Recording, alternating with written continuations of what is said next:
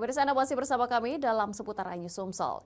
Mempersiapkan alat bukti untuk mendukung jawaban atas permohonan perselisihan hasil pemilu PHPU 2024 di Mahkamah Konstitusi, Komisi Pemilihan Umum Lahat membuka kotak dokumen rekapitulasi suara. Pembukaan disaksikan oleh saksi-saksi partai terkait yang dihadirkan. KPU Lahat menyiapkan alat bukti dari TPS yang dimohonkan oleh pemohon. Pemohon gugatan ke MK mengajukan 28 TPS pada 9 desa dan 3 kecamatan menggugat ke MK untuk dibatalkan pada penetapan rekapitulasi hasil perolehan suara di puluhan TPS ini. 28 TPS yaitu Kecamatan Merapi Barat ada 21 TPS di 4 desa, yaitu Desa Gunung Agung, Desa Payo, Desa Muara Maung, Desa Merapi.